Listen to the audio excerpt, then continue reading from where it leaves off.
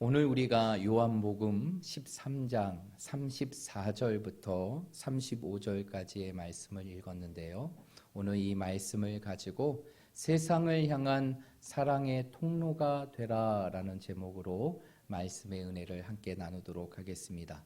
우리 다 함께 외쳐볼까요? 세상을 향한 사랑의 통로가 되라. 세상을 향한 사랑의 통로가 되라. 오늘 이 제목과 같이 우리 사랑하는 모든 성도들이 그리고 우리 교회가 이 땅에 하나님의 뜨거운 사랑을 증거하고 또 전할 수 있는 사랑의 통로가 되는 놀라운 결단과 다짐의 시간이 되시기를 주님의 이름으로 축복합니다.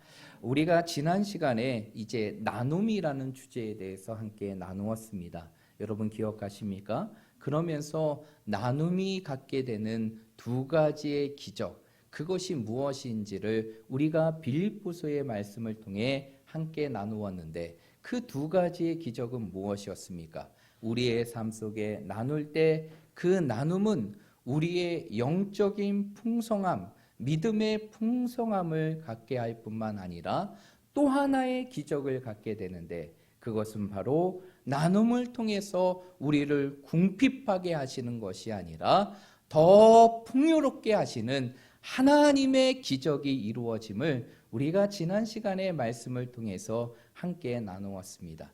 그렇다면 이러한 나눔의 삶을 살아야 될 성도, 그리고 이러한 나눔의 삶을 살고 또 보여줘야 될 우리 공동체가, 이 땅의 교회가 이 세상 속에서 이러한 나눔을 통해서 어떠한 역할을 해야 되는 것일까요? 오늘 우리에게 주시는 말씀을 중심으로 우리가 그 내용을 함께 살펴보도록 하겠습니다.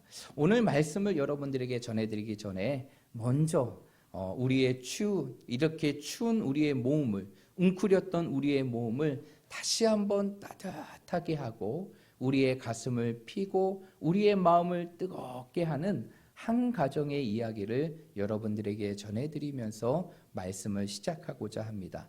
어떠한 한 가정에 아빠와 엄마, 그리고 7살 난 아들과 그리고 5살 난 딸이 함께 모여 살고 있었습니다.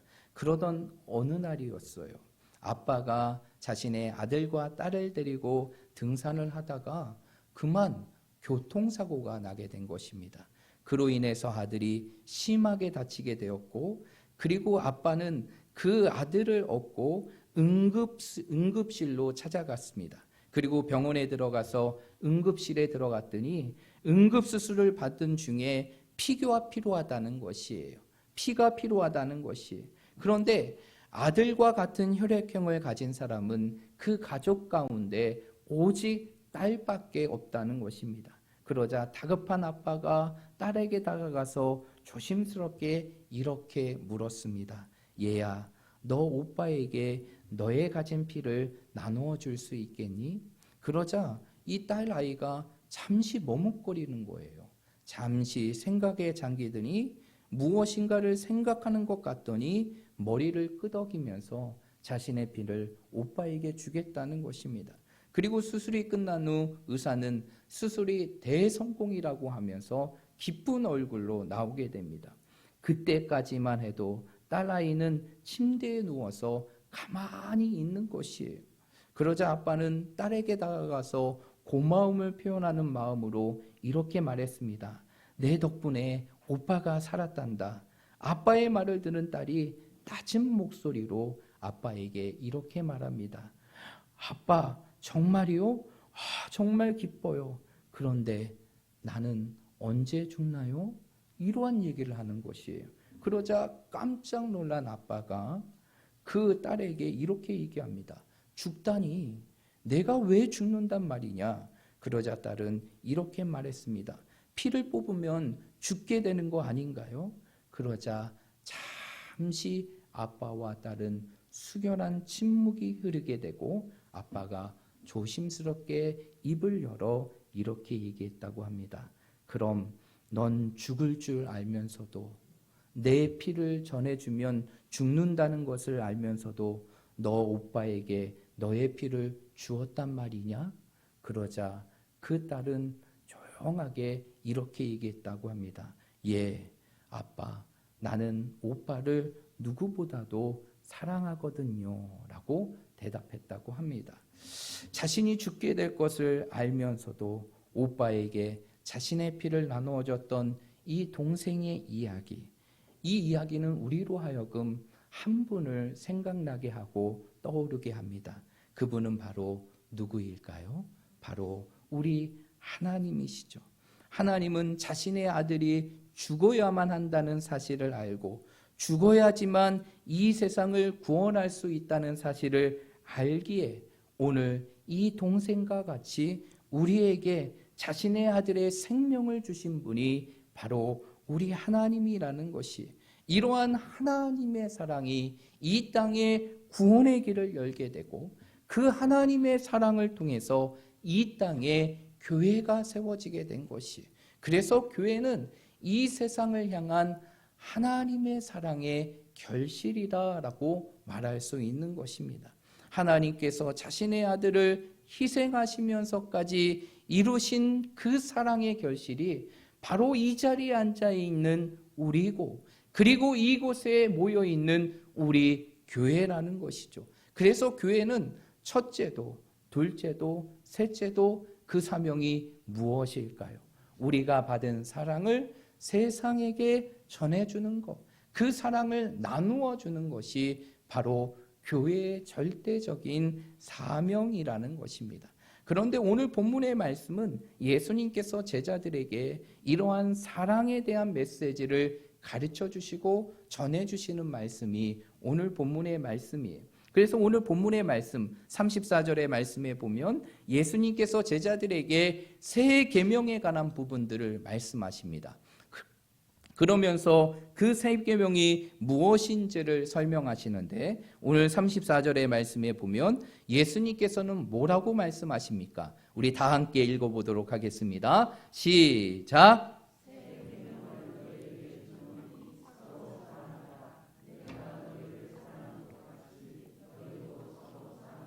아멘. 예수님께서 뭐라고 제자들에게 가르치십니까? 새 계명을 너희에게 주노라. 그러면서 그 새 계명이 무엇인지를 말씀하시죠. 그 새 계명은 바로 무엇입니까? 내가 너희를 사랑한 것 같이 이제 너희도 서로 사랑하라라는 것이에요. 그런데 여러분, 오늘 이 말씀을 보면서 왜 예수님께서는 이러한 사랑에 대한 가르침을 새 계명이라고 말씀하셨을까요?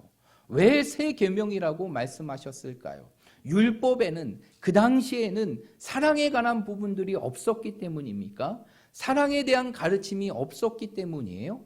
아니에요. 율법에도 분명하게 사랑에 대한 가르침이 있음에도 불구하고 왜 예수님께서는 오늘 제자들에게 내가 너희를 사랑한 것 같이 너희가 서로 사랑하는 것이 새 계명이라고 말씀하시는 것일까요? 그것은 바로 율법에서 말하는 사랑과 예수님께서 가르쳐 주신 사랑에 분명한 차이가 있기 때문이에요.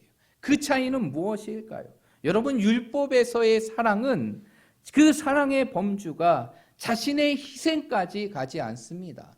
절대로 자신의 희생까지 요구하면서 사랑하라고 권면하지 않습니다. 가르치지 않아요. 그런데 오늘 예수님이 제자들에게 가르쳐 주시는 사랑은 어떠한 사랑입니까?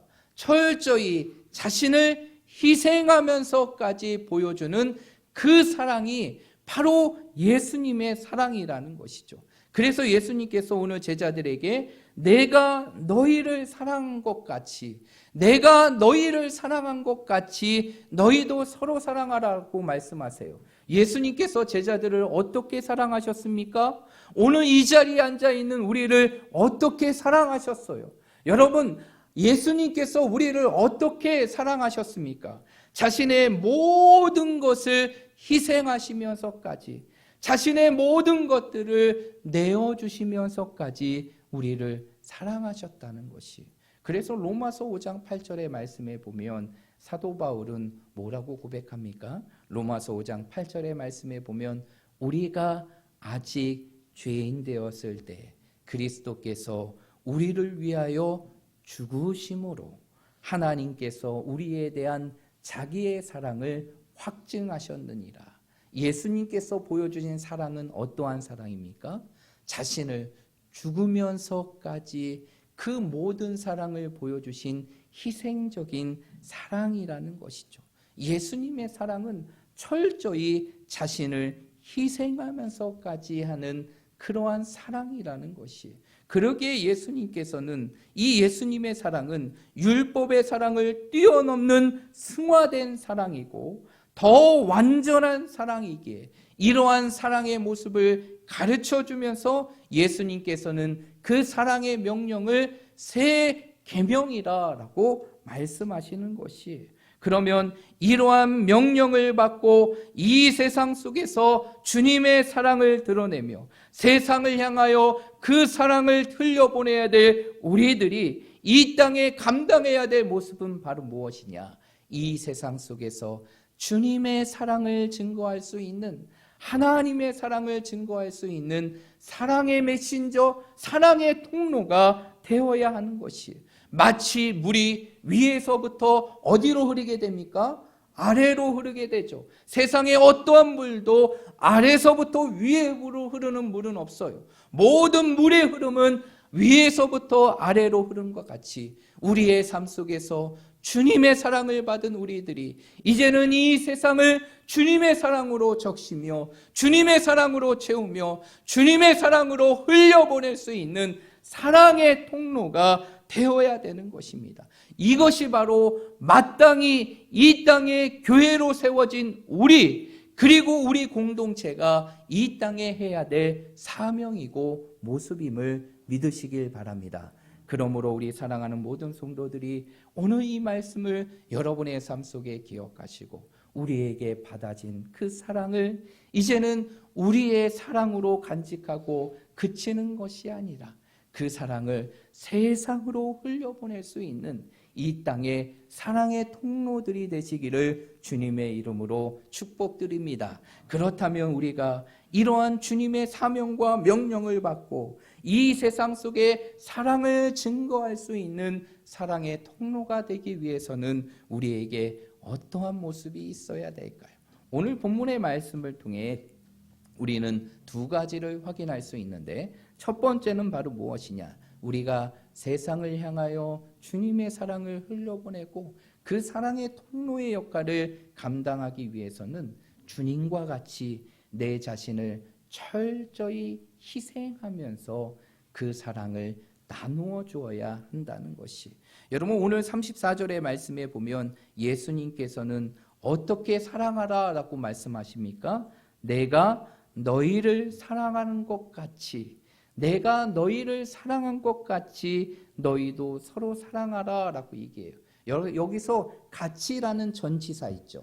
이 전치사는 헬라어로 카도스라는 단어인데, 이 카도스라는 단어는 무엇을 의미하는 것이냐? 오늘 본문의 내용 속에서 우리를 사랑하신 그 주님의 사랑의 질과 분량과 방법을 의미하는 것이, 여러분 성경의 말씀에 보면 주님은 우리를 어떻게 사랑하셨습니까? 마태복음 5장 44절의 말씀에 보면 예수님께서는 원수를 사랑하라 라고 말씀하세요.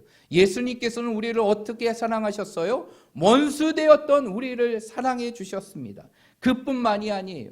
요한복음 13장 1절의 말씀에 보면 예수님께서는 어떻게 사랑하셨습니까? 자신을 부인하고 배신하고 떠나야 될 모든 제자들을 다 아시면서까지 그들을 끝까지 사랑하셨어요.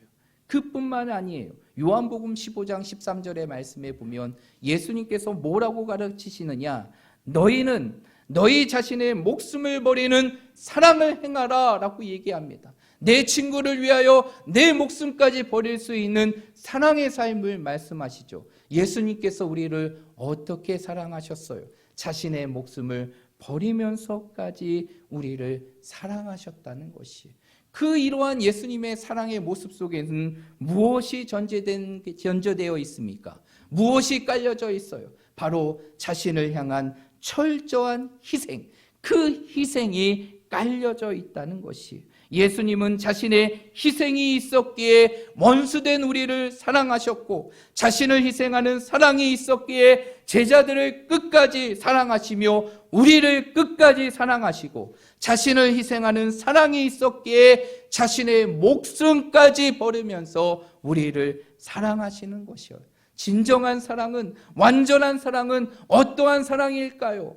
내 삶 속에서 나누어 주는 것을 두려워하며 행하는 사랑이 아니라 내 모든 것을 아낌없이 희생할 수 있으면서 사랑하는 사람, 정말 자신의 모든 것까지도 희생하며 나누어 줄 수 있는 사랑이 바로 진정한 사랑임을 믿으시길 바랍니다.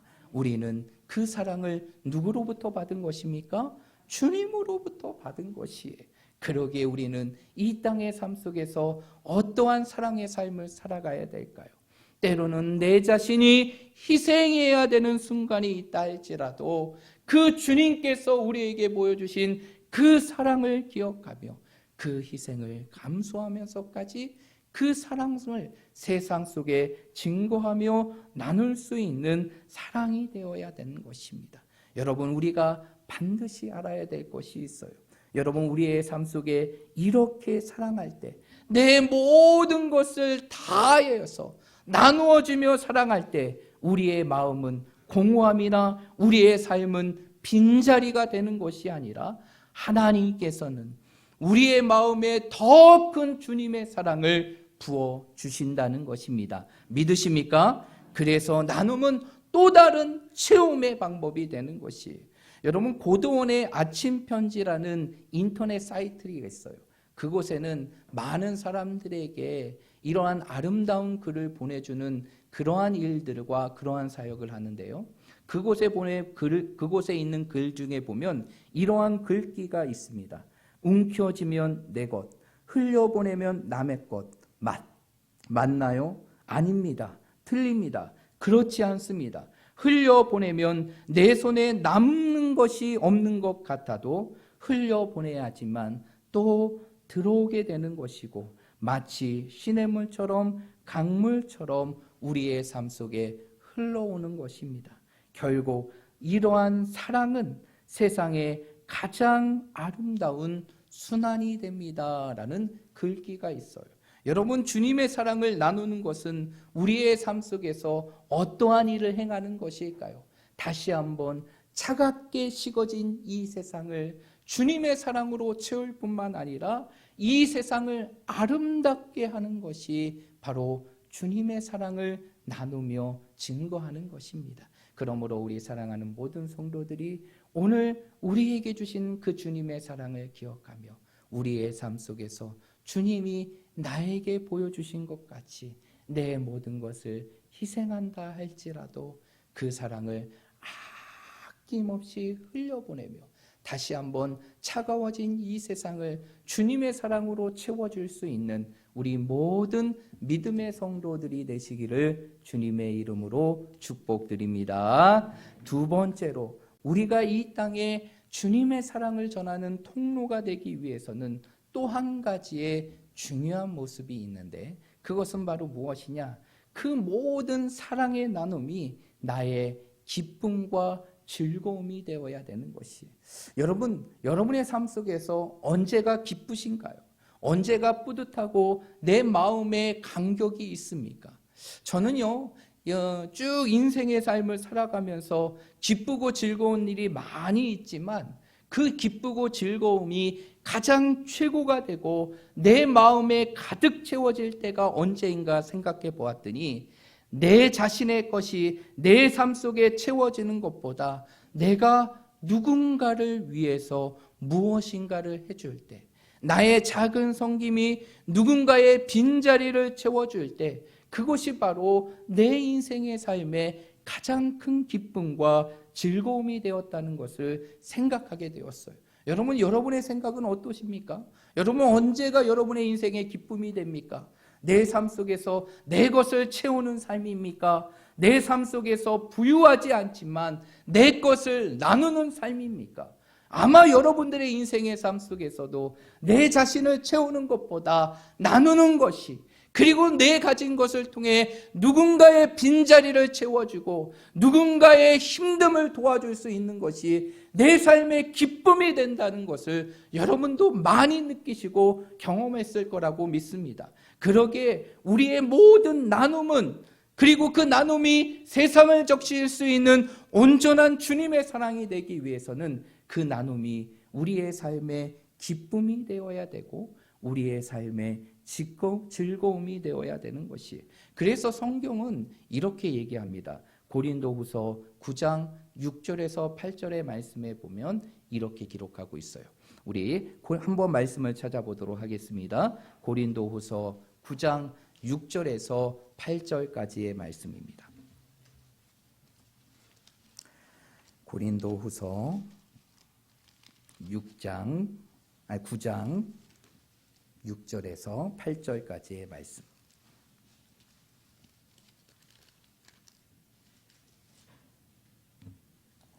우리 다 찾으셨으면 한 목소리로 읽어보겠습니다. 시작. 이것이 곧 적게 심는 자는 적게 거두고 많이 심는 자는 많이 거둔다 하는 말이로다.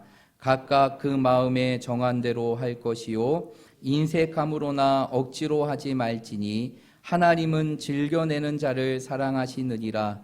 하나님이 능히 모든 은혜를 너희에게 넘치게 하시나니 이는 너희로 모든 일에 항상 모든 것이 넉넉하여 모든 착한 일을 넘치게 하려 하심이라. 아멘. 사도 바울이 고린도 교회에 이러한 가난한 자들을 도울 수 있는 그 연보에 대한 내용들을 하면서 그 고린도 교회에 가르쳐주는 말씀의 내용이 오늘 우리가 읽었던 9장 6절부터 8절까지의 말씀이에요. 그런데 오늘 7절의 말씀에 보면 사도 바울은 뭐라고 얘기합니까? 이러한 모든 나눔을 인색함이나 억지로 하는 것이 아니라 무엇으로 하라고 말하고 있습니까? 즐거움으로 하라라고 얘기합니다.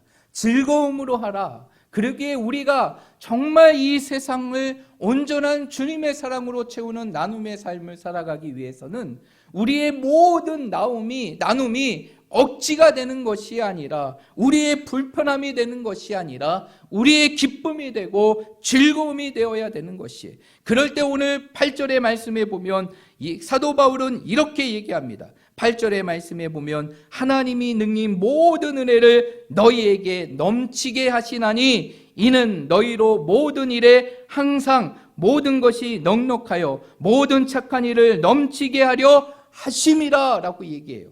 그렇게 기쁨과 즐거움으로 할 때 그것이 우리의 인생의 삶에 넘침이 되고 채워지게 되고 넉넉함이 되며 우리로 하여금 하나님을 위한 더 큰 일을 이룰 수 있음을 사도 바울은 말하고 있다는 것이. 그러기에 우리가 이 땅에 세상을 하나님의 사랑으로 적시는 나눔의 삶을 살아가는 그 모든 것이 무엇이 되어야 되느냐? 우리의 기쁨이 되고 즐거움이 되어야 되는 것이. 여러분, 우리가 올 한 해도 세상의 소망이 되는 교회가 되자라는 표현으로 지금까지 1년의 시간들을 달려왔습니다. 그러면서 올 한 해 제가 여러분들과 그리고 함께 이 삶을 살아가면서 이 주제의 모습을 이루어가면서 목표한 것이 있었어요. 그것은 바로 무엇이냐? 이제는 세상 속에 우리의 가진 것들을 나누며 통하여서 세상에 정말 소망이 되는 교회, 다시 세상이 교회를 바라보고 그리고 교회를 소망할 수 있는 그러한 시대를 꿈꾸면서 우리의 것을 나누었습니다. 그런데 여러분, 우리가 올 한 해 동안 어떠한 나눔을 했는지 생각해 보셨습니까? 올 한 해 우리의 삶 속에 나누었던 모습들을 생각해 보면 많은 것들을 우리의 삶 속에서 기쁨으로 나누었던 것을 확인하게 되는데요. 연초에는 우리가 어떠한 나눔을 했습니까? 사고로 인해서 정말 힘들어했던 우리 권사님을 위해서 우리의 가진 사랑을 기쁨으로 나눠와서 그분을 도왔죠. 그리고 또한 올해 중반에서는 이제는 미랄 심장재단이라는 그 재단을 통해서 비록 우리가 알지 못하지만 심장병으로 죽어가는 아이들, 그리고 심장병으로 죽어가는 많은 사람들을 살릴 수 있는 것에 우리의 물질을 드리고 우리의 많은 나눔의 모습을 섬겼습니다. 그뿐만 아니죠. 최근에는 우리 선교사님의 사역을 위해서 우리의 가진 것들을 마음껏 나누고 기쁨으로 나누었어요. 그뿐만이 아니에요. 우리는 매년마다 성탄절이 되면 어떠한 나눔의 모습을 실천했습니까? 비록 우리가 큰 교회는 아니지만 우리에게 주어진 그 주님의 사랑을 기억하며 그 성탄절을 맞이하여서 사랑의 쌀 나눔을 통해 불우한 이웃들에게 예수님의 사랑을 증거하고 예수님의 사랑을 전하고 이 예수님의 사랑을 세상 속에 흘려보내는 일들을 지금까지 해왔다는 것이에요. 여러분, 이제 우리의 삶 속에서 올해의 마지막 나눔의 모습들이 우리에게 남겨져 있고 또 우리의 모든 인생의 삶 속에서 나누어야 될 나눔의 모습들이 있어요. 이 나눔의 모습들을 우리가 어떠한 마음으로 해야 될까요?